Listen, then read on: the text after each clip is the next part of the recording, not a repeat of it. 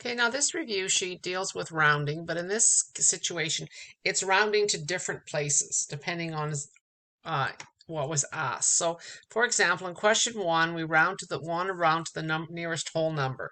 Now, the nearest whole number is the ones column,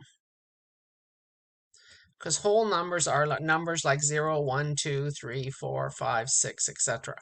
So the ones column, if you go back to review sheet number 1, the ones column is the ones column is right here. So when you're rounding decimals, you only have to look to the first number that you're dropping. So let's circle the number we're going to drop, which is the 4. Remember, if it's less than 5, you just leave it. If it's greater than 5, you add 1, right? So we're dropping the 4. This is the number that we're going to drop. Since 4 is less than 5, you just leave it as is. So we have to add 0.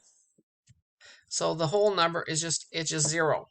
Because if we're adding 0 to this number, we still end up with 0. Let's look at number 11. So here we want to round to the nearest whole number, which again is the ones column. The ones column is right here. So the only number we left to look at is the 8. We don't care about the rest of the numbers. Now 8 is greater than 5, so that means we have to add 1. So 7 plus 1 is 8. Number 6, here we're rounding to the nearest tenth. The 10th column is right here. So this is the number we're going to drop. That number is less than 5. So you just leave it, you just drop it, or you can think of it as adding 0. So it's just 6.0.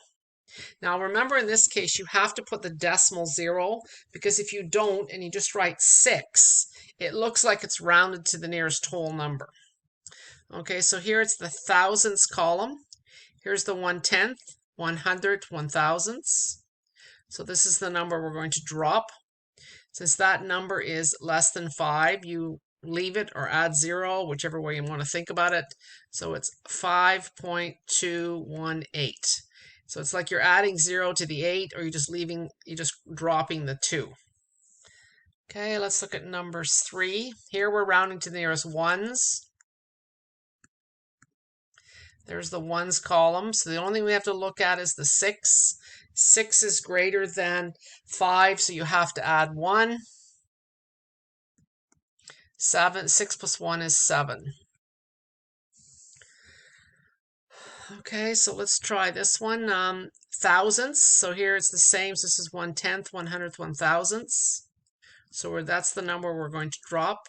It's greater than 5, so you have to add 1. So it's 5.697.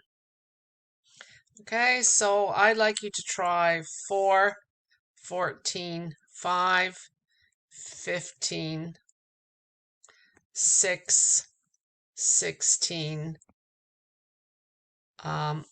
7, and 17. So that gives us 8 questions. I'm just going to try to assign 8. That doesn't mean you can't do more.